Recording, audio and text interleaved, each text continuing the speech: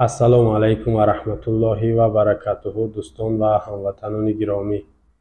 پیش از همه خداوند قادر یکتا خوب و بهانتو را شکرانه میگم برای تمام نعمتهای خوبش. از آن جمله برای بهترین، بالاترین و خوبترین نعمت پروردگار ایمان است. رب العالمین شکرانه خاص میگم. اما بعد اعوذ بالله من الشیطان الرجیم. بسم الله الرحمن الرحیم. انا نحن نزلنا الذکر و انا له لحافظون. صدق الله العظیم. الله تعالی، الله ذوالجلال، الله قادر یکتا، الله پاک، احد، صمد، لم یلد و لم یولد، در کتاب پاکش قرآن است. این کتاب در نزد ما در جزء 14 در سوره هجر آیت 8 1400 سال پیش فرموده بود، یعنی به واسطه جبرائیل علیه السلام پیامی حق می برد یا وحی می برد و رسول خدا صلی الله علیه و سلم حضرت جبرائیل بود، یعنی استاد رسول الله جبرائیل علیه السلام است. همین آیت به حبیب خدا رسوند که حبیب خدا را می گفتند وقتی دعوت میکرد مشرکا دشمنای قرآن می گفتند این سخنای تو میگوی، سخنای نعوذ بالله یک دیوانه، شاعر و سخنای پیش خودت میگوی. اگر که تو سخنی واقعی میگوی، حتی همین چند آیت پیش از همین آیت ما خوندم در همین سوره است که میگفتن اگر سخنی حق میگوی برای ما چرا ملائکه نمیان دعوت کنند؟ اگر واقعا خدا باشد و خدا چنین پیام ها داشته باشد چرا فرشته ها نیامدن و تو برای ما گفتی؟ اما الله تعالی گفت که نه، این فرشته برای تبلیغ نیستند، فرشته برای فیصله اند. یعنی فیصله چیه؟ همون عذاب. فیصله از جانب رب شد، حتما فرشته ها میفرستند برای عذاب دادن. و پروردگار همین آیت یا که همین سخنش با واسطه جبرائیل علیه السلام با حبیبش حضرت محمد مصطفی صلی الله علیه و سلم آخرین پیامبر ذکر کرد، گفت هدیه کرد این آیت که بگو برای این دشمنای کتاب، دشمنای دین، دشمنای خودت ای رسول الله که اینا نحن نزلنا ذکر، ما الله تعالی تاکید میکنه، تاکید هم میدونید، تاکید میکنه که ما این کتاب نازل کردیم برای پند، برای پند، برای درس گرفتن، تعلیم گرفتن، برای شناختن، شناس شدن. این کتاب قرآن، کتاب پاک، اینا نحن نزلنا ذکر و اینا له لحافظون. و بازم تاکید میکنه پروردگار، تاکید بر تاکید میکنه که ما ایرا حفاظت میکنیم. قرآن له لحافظون، ما برای قرآن محافظیم، نگهبانیم و تا قیامت. ببینین 1450 یا 460 سال گذشت، یعنی بیش از 1000 سال گذشته در قرآن یگان الهوگی نیست، یگان کس هم جرأت نکرده است و نمیتونه، زیرا وقتی رب العالمین صاحب کتاب، خالق همه مخلوقاتی روی زمین، تای زمین، تاری زمین، تاری آسمان چنین وعده میده، چنین سخن میگه و سخنش حتمیه. انسان میتونه خطاها داشته باشه، در دیگر کتاب ها تغییر الهه ها شد، مانند حتی در تورات، انجیل، زبور کتاب های پروردگار بودن، اما در قرآن نشد و نمیشود و نخواهد شد، زیرا الله گفته است که ما تا قیامت او را حفاظت میکنیم. کتاب عظیم، کتاب بسیار مقدس که تمام انسان ها میتونن که از این استفاده برن. تمام انسان ها کتابی که برای تمام دوست، دشمن، دیندار، بدین نصیحت میکنه، راه خوب نشونش میده، راه راست نشونش میده، راه موفقیت نشونش میده. حلال، حرام، سیاه، سفید، تازه، جزیر، همه مسئله های زندگی را هم دنیاییش هم برای آخرتش در این کتاب گفتگی خیری تمام انسان هایی که در دنیا هستند برای آخرتشون هم هستند. کتاب یعنی خیرخواهی دنیای ما و شما و آخرت ما و شما. حتی از زمان اگر رسول الله صلی الله علیه و سلم نگاه کنیم تا امروز و تا قیامت، حتی گفته بودیم که تا قیامت نمیمونه، البته کتاب برداشته میشود، میلیاردها انسان این سوره ها را حتی حفظ کردگیان. 114 سوره داره قرآن. قاری قرآن میگیم که یا بعضی ما حافظ قرآن میگیم، یعنی حفظ کردگیان قرآن. بزرگی کتاب ببینید. هر کس قرآن از یاد کرده نمیتونه. حتی مسلمان باشه، قرآن خوان باشه، مثلا من نمیتونم ایرا از یاد کرده، حفظ کرده و جرأت هم نکردم که حفظش کنم. میترسم که یکی از یادم نروه که جوابداری داره. قرآن خواندن، قرآن از یاد کردن این ثواب داره، مرتبه داره، درجه داره، اما به این عمل نکردن، این را فراموش کردن، از این دور شدن، این با جزا داره. این با جزا داره. عاقبتش با بسیار سخته. گفتیم که در این سوره هجر آیت 8 الله تعالی میگه ما این کتاب نازل کردیم، قرآن و برای او حافظیم تا قیامت. ما میبینیم که در وقتهای اخیر و در چند سال پیش هم این کارها تکرار شده بود که یک سلسله فیلم واری دارن دشمنای قرآن دست زدستان به مانند سوزاندن قرآن.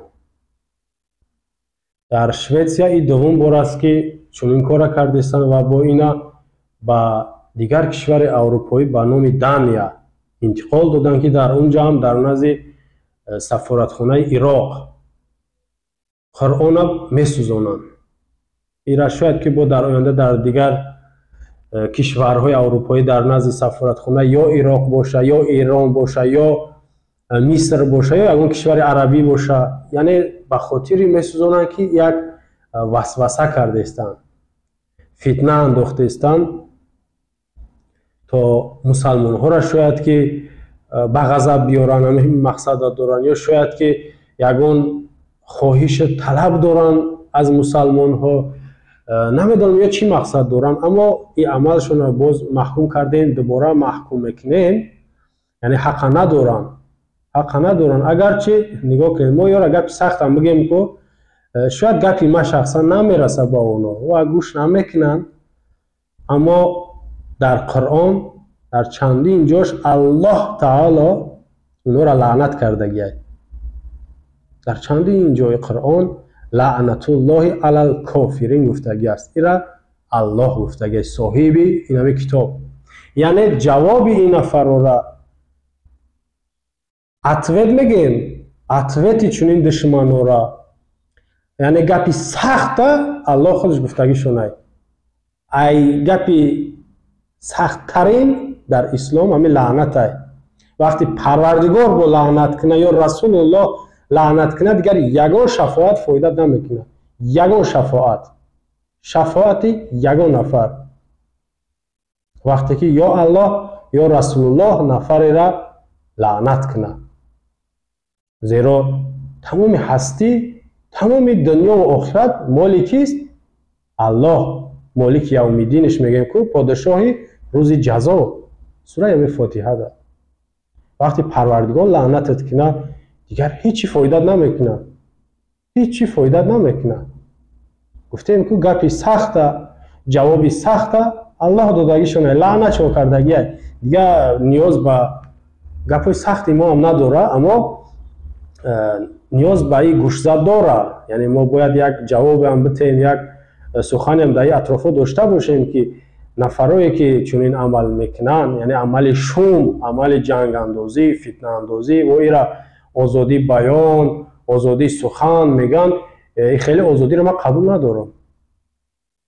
آزادی که تحقیر، توهین و از حقارت دم بدتر میشوه، این آزادی نمیگن. ایرا یک عمل افراطی میگن، یک عمل شوم میگن، یک گناه کبیره میگن. این کارو را این باید جزا داشته باشه، این آزادی نیست. یک پیام میتونم بر دشمنای همین کتاب، دشمنای قرآن و دشمنای الله و رسول الله، باید که به حرف طلایی بنویسن در دفترهای علاهیده شون. همین سخنی مرا خوب گوش کنین، چنین بنویسین در دفترهای علاهیده تون، به آب طلایی بنویسین که ما اگرچه مخلوقیم، اگرچه ناتوانیم، یعنی قدرت نداریم، از الله، از رسول الله دفاع میکنیم و برای الله و رسول الله مردن هم تیاریم و این مرگ هم افتخار میدانیم. یا در یک جا بنویسیم مرگ برای کتاب الله و رسول الله برای ما شرف است و شهادت است. یا در یک جا بنویسین، این را فراموش نکنید. شما قرآن هم میسوزانین، مثلا امینا ورقه نگاه کنید، نمی ورقه فقط نوشتجاتش سخن رب العالمینه، انمی سخن الله در ورق آمدگی ای، انمی ورق برای ما مقدسات حساب میشه، برای ما عزیز ای، شریف ای، ارزش بالا داره، رتبه بالا داره برای ما این ورق های. این همی کتاب اگر نه ورق زیاد است در دنیا تایپ داده میشوند، استفاده برده ورق های است که در تشنابه استفاده برده میشه، اونا ارزش ندارن. ورقی که نام الله نوشتگی، سخن الله نوشتگی، رسول الله نوشتگی برای ما ارزش داره. ما از اون ورق یا از اون سخن‌ها ما دفاع میکنیم. شما قرآن سوزاندین، اما فراموش کردین که در دل میلیون ها، حتی میلیارد ها انسانی همین روی دنیا که فعلا زنده است، در قلبشون این قرآن هست. از دل اونا قرآن رو برآورده نمیتونید، در دل اونا این سوزانده نمیتونید. بسیار کشورهای اسلامی هستند که سالانه هزار تنها حافظ قرآن بیرون میبره، مانندی که دانشگاه ها ختم کننده میبرن یا مکتب های میانه. در کشورهای اسلامی مدرسه های دینی در سالانه هزار حافظ قرآن میبرن. حتی در مدرسه های شنیدیم، شاهد بدیم که در 3 ماه 30-40 جوانی یاش، یعنی او را ما بچه که 10 ساله 12 ساله بگم خطا نمیکنم، حافظ قرآن شدن در 3 ماه. یعنی سخن الله را 114 جز می شود از یاد کردن. خوش به حال نفرایی که قرآن از یاد کردن و در سرشان حفظش کرده میتونن، نگاهش کرده میتونن، یعنی فراموشش نمیکنن. و سخن درباره دشمنای کتاب میروه که شما قرآن هم میسوزانین، اما در دل مسلمان ها این جای گرفتگی، صخره‌ای چیدگی، موقع خود داره، جایگاه خاص خود داره. تمام کتاب‌های روی دنیا، تمام سرقانون‌های روی دنیا یک طرف ده باشه، یک قرآن یک طرف ده. نه تنها قرآن ارزش خود داره، بلکه مسلمان هم قرآن انتخاب میکنه و او تمام قانون‌های شما را یک طرف میگذاره در جایی که قرآن باشه. زیرا مسلمان هر چی داره نداره در دنیا قرآن داره. حتی ما باور دارم که مسلمانی که قرآن خواندن نمیتونه، باز هم دلش به قرآن میسوزه و از قرآن پشتیبانی میکنه. نفری که حتی گمراه باشه و قرآن هم خوانده نتونه، وقتی که قرآن یا میسوزانند میارن یک شهروند عراق، یک شهروند شاید کدام کشور عربی دیگر در نزد سفارتخانه بر مقابل ملت خودش، کشور خودش به خاطر پول باشه یا پاسپورت باشه، اما در اینجا ما نمیتونیم شویتسیا را با کلی گناهکار کنیم مردم شه، یا که دانیا باشه یا که دیگر کشورهای اروپایی باشه، افریقایی یا که امریکایی باشه. زیرا در هر یک حکومت نفرای بد هم داره، نفرای خوب هم داره. مثال کشور شویتسیا یک کشور خوبه، همه دنیا در هر کشوری باشه کشورهای خوبن، فقط در او کشور آدمای خبیث، نفرای بدخواه، جنگ انداز، ناآرامی، ناامنیتی یک منطقه رو که یک ملت میخوان، همونا میخزن چنین فتنه را میاندازن که این کارشون بسیار خطرناک است، بسیار عاقبت های بد داره. در این جمع کشورهای گفتیم پیشرفته داریم، از قبیل امریکا، انگلیا، کانادا، فرانسیا، گرمانیا. این کشورها با جایی که در بین را باشن، امنیت برقرار کنن، سر راه چنین خطرها را، چنین کارهای بد بگیرن، برعکس اینو بی‌طرفی را انتخاب کردن. حتی امریکا را شنیدیم واکنش بر عمل مردم عراق کرد که در عراق بگذار کارشون بد بود، واقعا بله کاری خوب نیست سوزاندن. در مقابل قرآن سوزی شویتسیا مردم عراق یک گروه جواناش سفارتخانه عراق با آتش کشیدن و از کارگراش از عراق پیش کردن. ما همچنین پیشنهاد کردم، بازم پیشنهاد میکنیم که کشورهای اسلامی باید که نوتای آگاهی یک هشدار بتن سفیر شویتسیا در کشورشون که چنین کاری نکنن، با مقدسات یک کشور نه، با مقدسات تمام مسلمان های روی دنیا، کشورهای جهان این کار کردن این یک گناه عظیم است. همه کشورهای اروپایی قریب مسلمان داره، شما باید همه جا را به نظر بگیرید. و امریکا اعتراض کرد که این عمل شما مردم عراق با یک سفارتخانه روا دیدن، باید اینجا در سر راه شویتسیا را گرفتن در کار، زیرا چنین عمل میکنن با احساسات دینی. نگاه کنید، با احساسات دینی وقتی دست میزنی، چنگ در ایمان یک جوان میزنی، اون به هر کار قادر است، و هر کار، و از مردن هم گفته نمیترسه. وقتی که راه حلش همین است، قرآن برای چی میسوزانین؟ چه حق دارین؟ گفتم ما در گذشته بازم میگم که کتاب قرآن مال عربستان نیست، مال عراق نیست، مال کشور مصر نیست، سوریه نیست، فلسطین نیست، افغانستان، ایران نیست. اگر سرقانون یا کانستیتوسیا یک کشور باشه، اگرچه بازم حق نداره نگو، اما در اینجا دیگه گپ میشوه. وقتی که با این سرقانون تمام مسلمان های روی دنیا میحسابن قرآن، شما وقتی با این تحقیر رو میبینین که حق ندارین، ایران با هم میگن که گناه کبیره میحساب میشه، جنایت سنگین است. ما پیشنهاد میکنیم که نفری که قرآن میسوزونه 10 بار اعدامش کنین، 10 بار. شما برعکس این طرف موندگی طرف مقابل از سرزنش میکنید. کشورهای پیشرفته این ابرقدرت این، شما گپتون گپ میشوه، یعنی گپتون میگذره، شما سر راه خونریزی را بگیرین، سر راه همین آتش سوزی همه را شما میتونید بگیرین. میگفتین که یک نفر جاهل احمق برآمد از پیش خودش قرآن سوزانید، اما محکومش کردیم، دیگر نمیشد، تمام با همین توبه کرد. میبرامد عذر میپرسید، اگرچه ما قبول ندارم چون عذر پرسیده، میبرامد توبه میکرد، با همین میشید امنیت، صلح و ثبات تمام. و برعکس شما ایرا با در دنیا کردین. حکومت دنیا گفت که ما عمل قرآن سوزی را محکوم میکنیم، اما در کشور ما قرآن سوزاندنش جزا نیست. ببینید جزا نیست، قرآن سوزاندنش جریمه ندارد. و از نفری که قرآن میسوزاند با پلیس نگهبان است.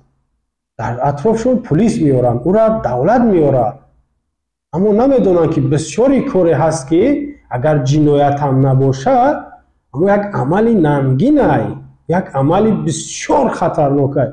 مثلا یک مثالی کمتر سخت میارم، یک پرزیدنت کشور اروپایی یا یک سروزیرش در یک جا شیشتگی باشه، یک نفر باید در بالای همو ادرار کنه، ادرار میزه کنه، چاش کنه، گناه های ادرار کردن در ما اینجا بگیم که روا های، ادرار کردن در اونجا جنایت نیست، اما در بالای یک انسان، در بالای یک پرچم، یک کتاب ادرار کنه این جنایت های. من این مثال واردم، این جنایت میشوه، در حالی که بازم ممکن ادرار کردن این جنایت نیست، یک کار طبیعیه. مثال ما برای چیه که بسیاری کارهای هست که جنایت نیست در کشور تو، اما وقتی میبینی که خطر کلان داره، ضرر کلان داره، در دیگر مردم این تاثیر منفی میرسونه، باید سر راهش بگیری. جنایت هم نباشه، بهتر نیست که سر راهش بگیری که چون عمل از کشور تا اقلا به نمایش داده نشود. واقعا اولی هم مسلمان های جهان بسیار صابرن، بسیار بگیم خاموشی را اختیار کردگیان، وگرنه در چنین عمل از نگاه ما باید که تمام مسلمان های روی دنیا خوشون خو نگن، کارشون کار نگن، نفسشون نفس نگفته، باید که قیام کنن تا نفرها که قرآن سوزاندن خودشون سوزانده شوند. هم نفرها خودشون سوزانده شوند که عبرت بشود، در تاریخ نوشته بشود که چنین نفرهایی بدن که قرآن از سوزاندن، در مقابلش خودشون سوزانده شدن. اگرچه بازم میگم که گپای سخت پروردگار گفته، دیگه نیاز بر لعنت ما و کفر ما بر گپای قبیح ما نیست و قرآن گفتیم پروردگار خودش محافظت میکنه. اما چنین عملی که در دنیا ما میبینید، ما تازه را من ندیدم و این کار من راضی هم نیستم که پرچم یک کشور بگیری بدرانی، علاوش بزنی در تای پاد مونی، یا سفارت خونهش اینا مثلا بسوزانی، بمب پرتای، یا پرزیدنت یک کشور صورتش بسوزانی، دشمنش کنی. این کارا به من طرفدار نیستم. برای به این کارا هیچ تاثیر ما فکر نکنم برسونی به او کشور و این کار خوب هم نیست از جانب مسلمانی سر بزنه. اما در مقابل همین چیزا هم باید که کشورهای پیشرفته هم یک تصمیم جدی بگیرن. همین سوئد، شویتزر 1946 عضو OON سازمان ملل متحد. گفتیم در گذشته که یک قرار خوب انشاءالله سازمان ملل قبول میکنه، اما باور دارم که بعد از قبول این یگان کشور نباید دیگه که خیلی اجازت بده، خیلی تحقیر به مقدسات مسلمانان به خودش روا بینه. هم کتاب خدا، هم رسول الله صلی الله علیه و سلم، این دو تا مقدس، این دو تا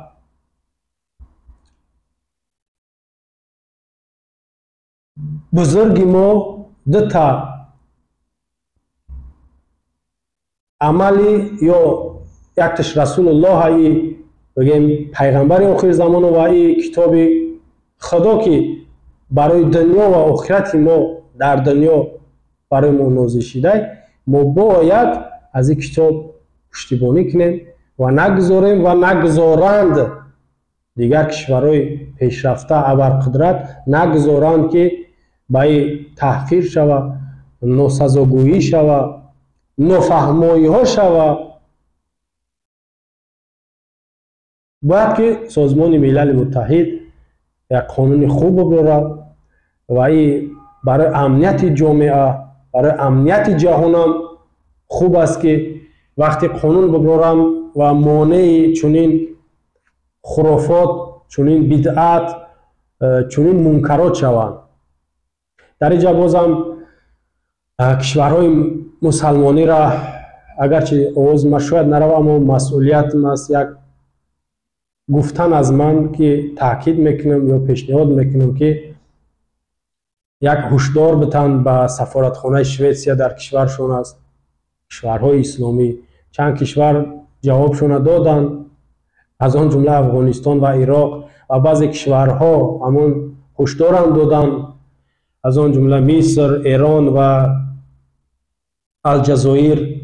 اما تمام کشورهای مسلمانی باید که یک هشدار جدی بتن به شویتسیا و به دانیا و به هر کشوری که در آینده همچنین عمل روا میبینه شما نترسید، شما مقدساتتون حفظ میکنید، این وظیفه شما، این وظیفه هم دنیاییتونه هم وظیفه اخرویتونه. و در اینجا از کشورهای آسیای میانه ما دیدیم هم خبر خوب است، شنویدیم که پرزیدنت قزاقستان هم این عمل قرآن سوزی را محکوم کرد. در گذشته گفتیم پرزیدنت ازبکستان محکومش کرده بود.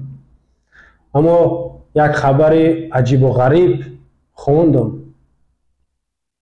در چند رسانه تاجیکی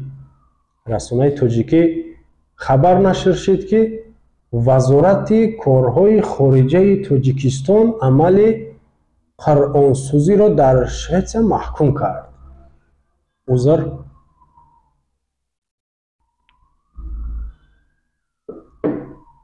چه خیلی فهمیدین؟ وزارت کارهای خارجی جمهوری تاجیکستان عمل قرآنسوزی را محکوم کرد. وزیر کارهای خارجی سیراجدین مهردین، وزیر کارهای خارجی ما و شما تاجیکستان، به اجازت امامعلی رحمان نفس کشیدن نمیتونه، چای شب به اجازت رحمان و به قند خوردن نمیتونه. شاید که بسیاری ها خوندن این خبره خرسند هم شدن که تاجیکستان هم در اینجا بی‌طرف نبود، چنین عمل یا چنین واکنش انجام داد. اما برای شما چی میگم هموطنان عزیز که این کار یا این خبر دروغ بود؟ من به دلیل میگم چنین خبر نبود. وزارت کارهای خارجه تاجیکستان چنین واکنش نکرده است و نمیکند. من برای شما مثال عقلی میارم. عقلی باز من میگم امامعلی رحمان مرده، شما باور میکنید؟ میگم امامعلی رحمان پرزیدنت تاجیکستان مرده، باور میکنید؟ شما برای من میگین که ای کجا میگوی؟ دلیل داری یا نداری؟ یعنی که شما میخواین یک منبع میگن گو یک دلیل یا اثباتی قوی باید پیشنهاد کنید که ما باور کنیم که امامعلی رحمان مرده. باور نمیکنید و این حق هم داره. من برای چی مثال عقلی را آوردم تون که من برای شما نشان میتم سایت های رسمی تاجیکستان حکومتی را خواهر یا اپش میگن اینمی سایت ذکر شدگی نیست، یعنی واکنش یا نمو وزارت کارهای خارجی را همین نشر کردگی نیست. یک سایت ازیا پلوس بیا بگم او را هم قریب که شباهت به سایت حکومت در اون هم نیست. ما گفتم نیست، واکنشی وزارت کارهای خارجی نیست. یا میگذاریم صحیفه رسمی وزارت کارهای خارجی در اینترنت ببینید، این صحیفه رسمی وزارت کارهای خارجی در اینجا نیست واکنش.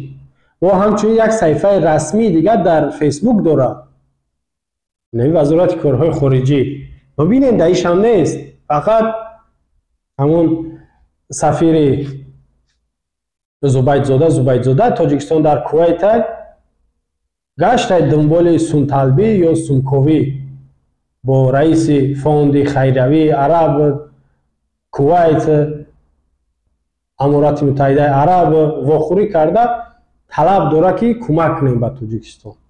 چون این خبر ها است.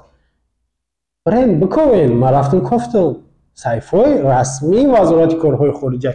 پیش از این من مثال عقلیتون آوردم که وقتی من میگم که امامعلی مرده شما در حال گپی مرا قبول نمیکنید، تو یک دلیل قوی نیارم. شما او چند رسانه‌ای که بله رسانه هستند که بسیاری خبراشون درست هست، یعنی تصدیق میکنیم چون، اما چون این خبر از صحیفه خودش نشر شده نیست وزارت کارهای خارجی را. چرا؟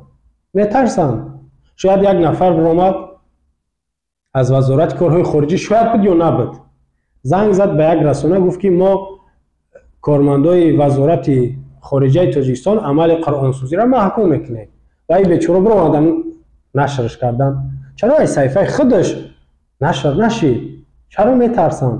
اگر که واقعا عملی را محکوم میکنی باید این صحیفه رسمی باشه که امو کشور ببینه بدیل تو محکومش کرده و قلبی تو را کی میدونه؟ ما بدیلم اگر روزی 1000 بار لعنت بخونم، نمیدونم محکوم بکنم یا گریه کنم، هر سخنی کنم با قلب، کی میدونه که ما دایی برو گپ زدم نزدم؟ فردا شاید بگه که درباره قرآنسوزی تو یگان ویدیو نداری، فقط درباره این گپ زدی، اوش گپ زدی، ایش خیلی گپ زدی، چرا درباره بهترین کتاب یا که کتاب اساسی مسلمان ها گپ نزدی؟ با بگم که ما گپ زدم در دل ما را محکوم کردم. شما باور میکنین؟ نمیکنین. صحیفه رسمی و چی میگنش ویدیویی باشه با خوبتر باید که در صحیفه رسمیشون نشر میکردن. وقتی که جرأت کرده باشین، غیرت و ناموس کرده باشین، وزارت کارهای خارجی چون این عمل محکوم میکنین، مردانوار در صحیفتون نشر کنین که طرف مقابل ببینه. شما همون درویابازین به فکرم، با فکری درویابازین. اگر واقعیت داشته باشه نداشته باشه که بازم میگم که فریب کردستین با یک نفر شاید که در وزارت کار میکرد نمیکرد یک گپ نشان داده که برای میگه بگو این طرف مردم خرسان شوه که آها وزارت محکوم کرد، ایو طرف میگن که نه موخی یگون کس محکوم نکرده، این ببین صحیفه ما را خالی ای خیلی گپای مسلمانی خیلی محکوم کردن اما نمیتونیم کرده، ما حق نداریم. او طرف ده هیچ چیزا میگین برای همون ای صحیفه اختون نشر نمیشه و صحیفه پرزیدنت هم این چیز نبود. خیلی گفتیم که اگر تکرارا میشه گپا، اگر بگن که امالی رحمان حامله دار شده ما باور میکنم، یا بگن که امالی رحمان استعفا داده ما باور میکنم، بگن امالی رحمان مرده نمی دروغ هم باشه ما باور میکنم، اما بگن امالی رحمان عمل قرآنسوزی را محکوم کرده باور نمیکنم. ما باور نمیکنم، زیرا میدونن که اینا زویست و وابستن به تاجیکی بگو، از او کشورها پول طلب میکنن، از او کشورها یاردم طلب میکنن و در نزد اونا میرن میگن ما رنگ شمایه، ما مسلمان ها بیزاریم، ما را دیدن که نیگان قانون اسلامی را در تاجیکستان اجازت نمیتیم. برای همین اینا از صحیفه های خودشون هیچ وقت کار نمیکنن. ندیدیم خیلی دیدیم، اگر بازم میگم که من گفتم ما حیران شدم که چخیل تاجیکستان محکوم کرده میتونسته یک عمل شوم، درمان دیدم صحیفه خالی. بعد در ذهنم اومد که کدامی از نام وزارت و کدام ژورنالیست گپ زده یک همه خیلی اغوا انگیز واری یا که نمیدونم یک رکلام واری تبلیغش کرده استن. در حالی بازم میگم که صحیفه رسمی وقتی که محکوم نکنه اون کار اعتبار نداره، قبول نیست، معنی نداره. یک نفر بگه از نام امالی رحمان محکوم کنم این عمله، چی شما باور میکنی؟ نه. وقتی که از صحیفه رحمانوف باشه در اونجا باور کردن در کار، برای که به اجازت رحمانوف در اون صحیفه اون چیز نشر نمیشوه. وقتی این صحیفه نشر نشید این دروغ میشوه.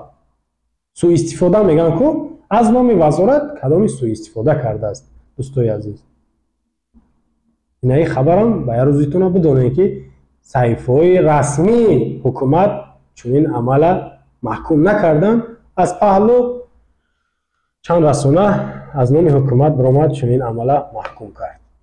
خب صحبت زیاد شد با فکرم دوستان عزیز، هموطنان گرامی، بازم تکرارا میگم که کتاب پاک، کتاب قرآن حکیم کریم شریف برای ما مقدس است. هیچ کس حق نداره و با خودش این حق هم نتا با این توهین کنه، حقارت کنه، ایرا تای پا بکنه، ایرا بسوزانه، بدرانه. این حق هیچ کس نداره. خاتمتون بسیار بشر است، بسیار بد است، بسیار خطرناک است، بسیار علاو آتش سوزان است در قیامت برای نفرایی که قرآن قبول ندارن. حتی سوزاندن یک طرف، تحقیر یک طرف، قبولش نداشته باشین، آتش سنگین، حتی شما سنگای آتش میشین در روز محشر. ایرا باورم ندارین اگرچه و ایرا فراموش نکنید. و ما علینا الا البلاغ المبین.